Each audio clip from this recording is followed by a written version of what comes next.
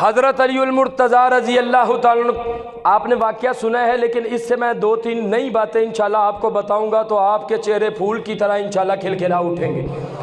جب اللہ کے محبوب صلی اللہ علیہ وسلم نے نماز عصر ادا فرما لی تھی تو حضرت علی المرتضیٰ رضی اللہ تعالیٰ نے ابھی نماز عصر ادا کرنی تھی، تو مقام صحابہ کے موقع پر حضور صلی اللہ علیہ وسلم نے حضرت علی المرتضیٰ رضی اللہ تعالیٰ کی گود میں اپنا سر مبارک رکھا تو سرکار نے آرام فرمانا شروع کر دیا۔ اب آرام فرما رہے ہیں، سورج غروب ہو رہا ہے۔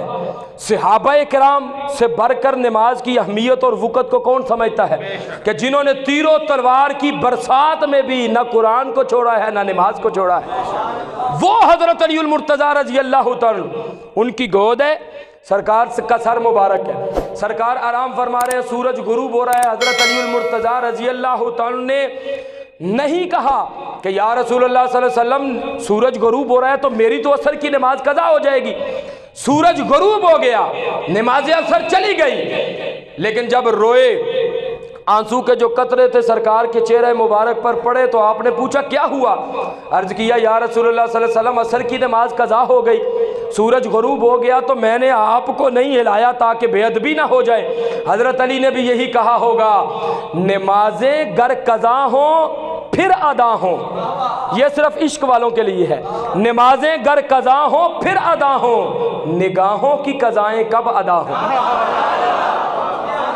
حضرت علی نے بھی فرمایا نماز عصر چھوڑ دوں گا، نماز عشق چھوڑوں تو کیوں چھوڑوں، وفا کے سلسلے کی یہ رسم چھوڑوں تو کیوں چھوڑوں۔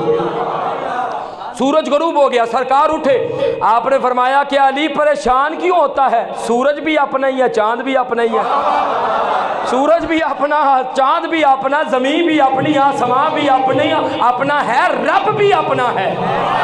فرمایا کہ علی بتا نماز عصر قضا ادا کرنا چاہتا ہے؟ ادا۔ عرض کی حضور ادا ہو جائے تو کیا بات ہے؟ سرکار اٹھے، آپ نے دعا کی کہ یا اللہ تیرا بندہ علی تیرے اور تیرے رسول کی اطاعت میں تھا، اس شہادت کی انگلی سے سورج کو اشارہ کیا، سورج واپس عصر کے مقام پر آ گیا۔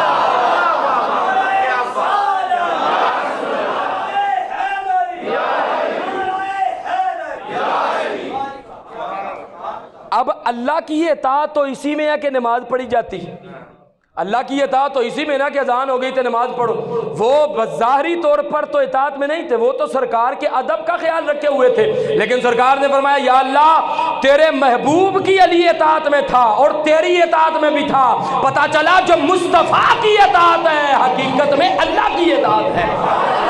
سارے بولو یار، یہ پیچھے والے بھی بولو سبحان اللہ۔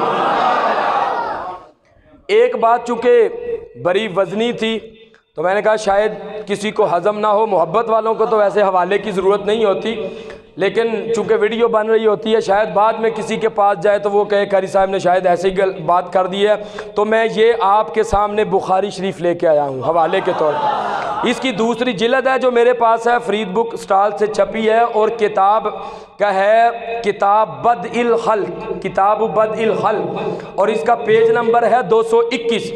حدیث پاک میں حضور صلی اللہ علیہ وسلم نے حضرت ابو ذر غفاری رضی اللہ عنہ سے پوچھا کہ اے ابو ذر کیا تجھے پتہ ہے کہ جب سورج غروب ہوتا ہے تو کہاں جاتا ہے، کیا کرتا ہے؟ انہوں نے عرض کیا یا رسول اللہ صلی اللہ علیہ وسلم اللہ جانتا ہے اور اللہ کا رسول جانتا ہے۔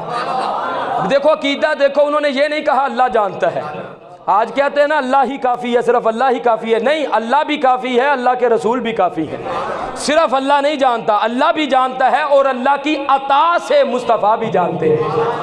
تو حضور صلی اللہ علیہ وسلم نے کیا فرمایا، ٹائم چونکہ مختصر ہے میں اختصار کے ساتھ پڑھنا چاہتا ہوں، آپ نے ارشاد فرمایا کہ اے ابو ذر جب یہ سورج غروب ہوتا ہے نا تو فَإِنَّهَا تَذْهَبُ حَتَّى تَسْجُدَ تَحْتَ الْعَرْشِ، تو سورج غروب ہونے کے بعد عرش کے نیچے جا کر سورج اللہ کو سجدہ کرتا ہے۔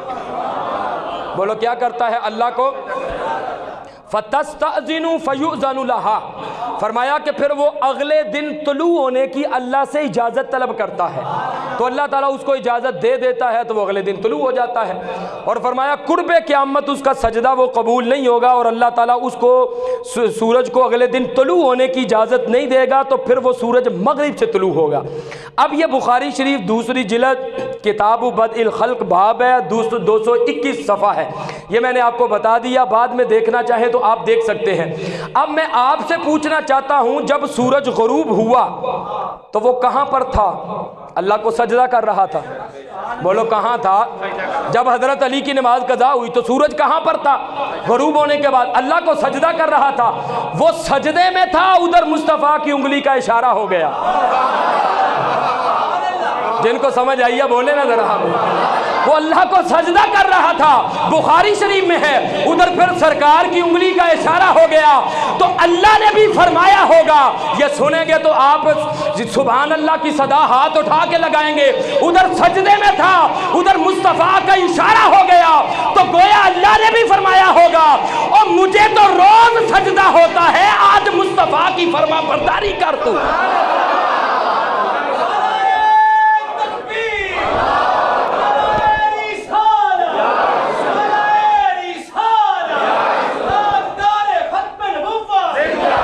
क्यों जी?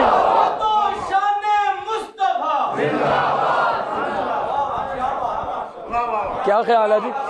अल्लाह ने भी फरमाया होगा, मुझे तो रोज सजदा होता है, आज सरकार की उंगली मुबारक का इशारा हो गया है, आज तू जरा वापस जाना। तो सरकार ने उंगली का इशारा किया, तो शहादत वाली उंगली की ताकत का ये आलम है, इशारा करे सूरज वापस आ जाए। पूरे हाथ की ताकत का क्या आलम होगा? पूरे बाजू की ताकत का क्या आलम होगा? सर मुबारक के बालों से लेकर पाँव के नाखूनों मुबारक तक मुस्तफ़ा के पूरे जिस्म अतहर की ताकत का कौन अंदाजा लगा सकता है?